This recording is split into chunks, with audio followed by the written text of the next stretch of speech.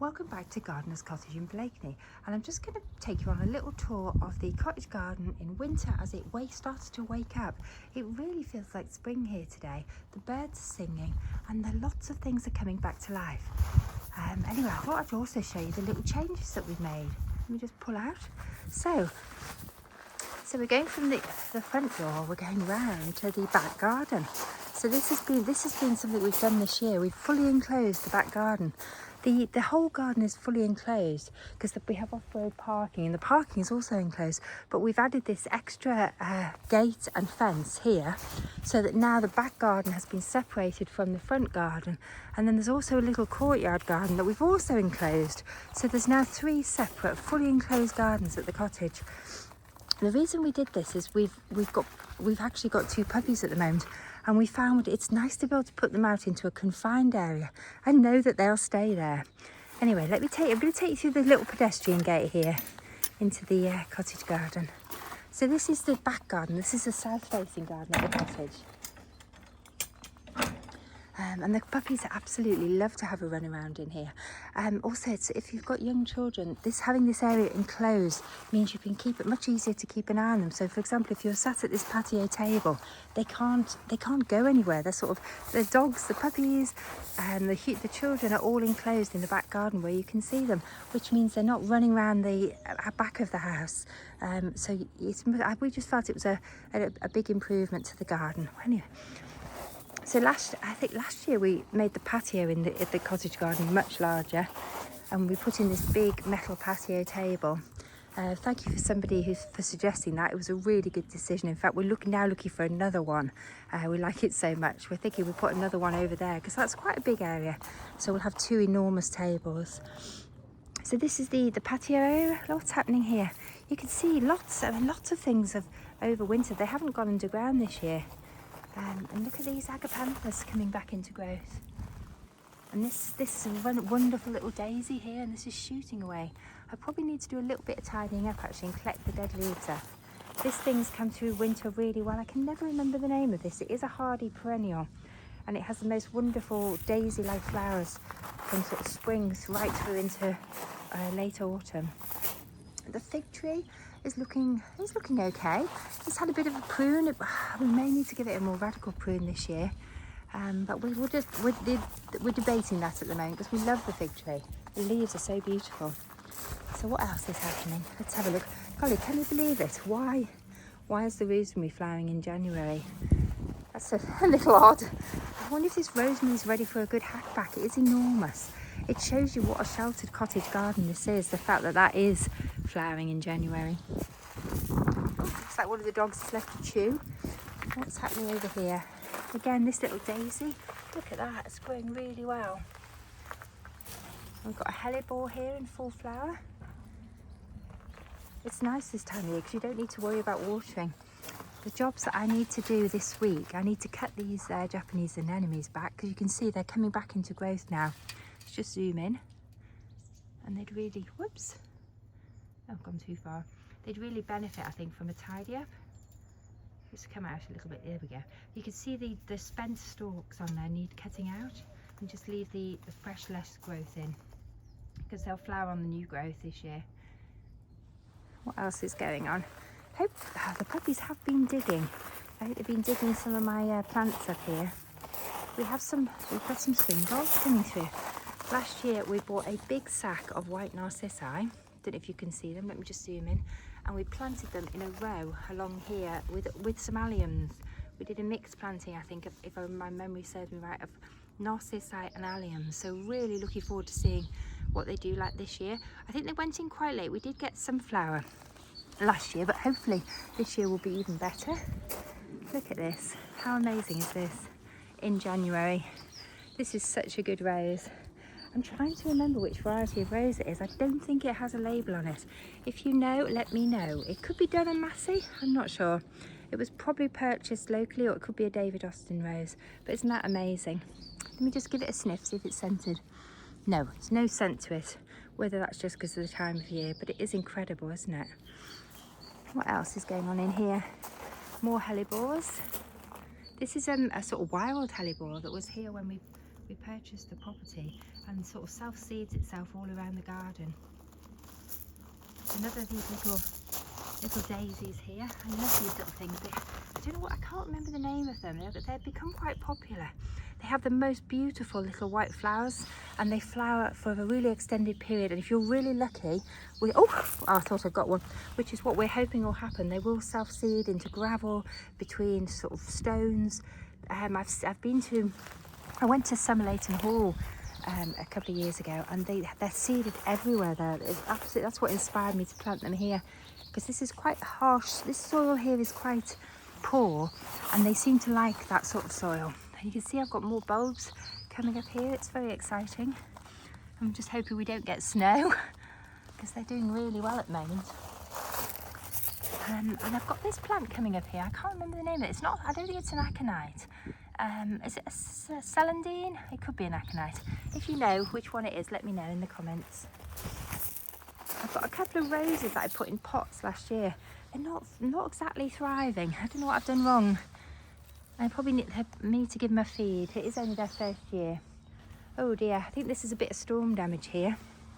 This rose was in the tree, is no longer in the tree. So we either need to give that a hard prune. Look at these wonderful hips on it. I'm trying to remember which variety of rose it is. Oh golly, look at those, aren't they incredible? I love roses that have hips. We either need to put it back into the tree or we need to give it a bit of a radical prune. But it is a climber, so we might just try training it back into the tree, because that was where it was, right up into this tree. I think that's the job for Mike. Oh, what else have I got flowering? What's this? Oh my goodness, look at that in January. I'm trying to remember the name of this. I think it says Vinca Major. I've managed to pull the flower. Oh no, it's still okay. And it's quite a vigorous plant that does take over if you're not careful. I've planted it in this position because this is very poor soil and it doesn't actually do that much here, thank goodness.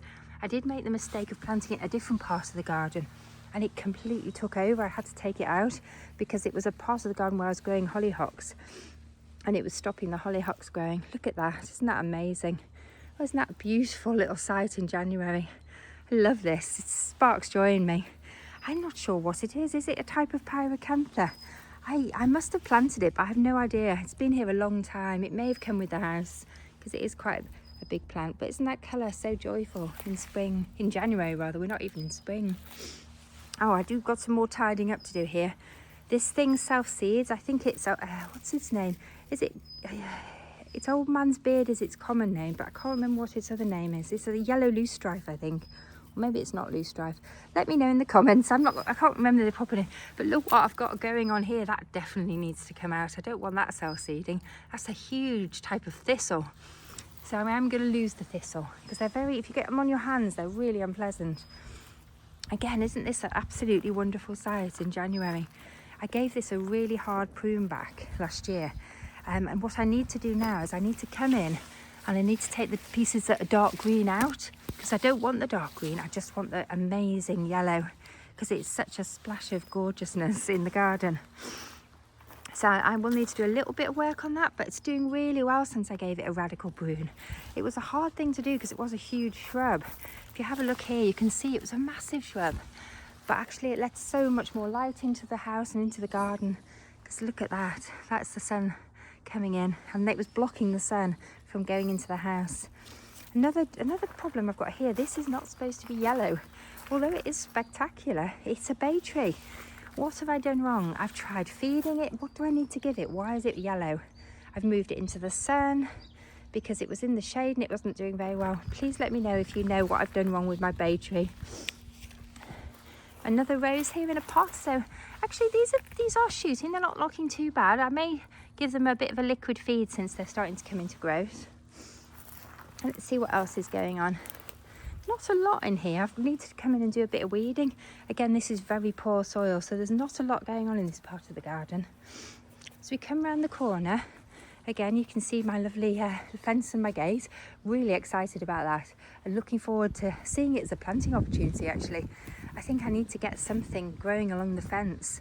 What would you put along this fence? I love a picket fence. I'm thinking maybe, I wonder if it could take a wisteria. Oh my goodness, that could look amazing. Or a honeysuckle. I don't know, what do you think? Honeysuckle, wisteria, maybe a climbing rose. I've got masses and masses of Japanese anemones in here. Hopefully they have survived the digger and we haven't lost them all. It'll be interesting to see. I may self-seed this area as well with some oxeye daisy and things like that, just so I get something straight away this year. Oh, and look at this. I might have to zoom in on this. Look at this. Isn't that gorgeous? That is a, oh my goodness, snowflake. That's one of the first spring bulbs that flowers in the garden. And that's obviously quite a young one, but it's just coming up now. This border was given a radical overhaul last year and we extended it out. So most of the planting in here is fairly young. The border is dominated by this huge shrub. Oh, let me come out. Which we gave a very radical prune to last year. If you have a look here, it was a massive shrub.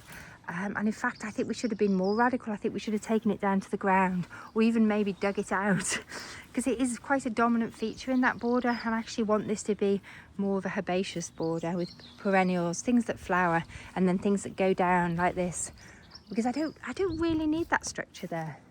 I mean, it would let more light through, I think, maybe not. Anyway, the jury's out on that one, but the problem with it is it does spread underground by runners. As you can see here, I wish when I'd had the digger here, I'd actually dug the whole thing out. But anyway, it's a bit late now. I've wrecked the border, but you never know. I'll see how it goes. Oh my goodness, look at this.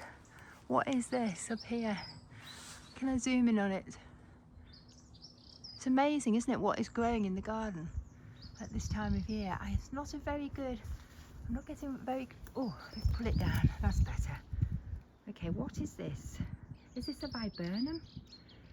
Is it scented?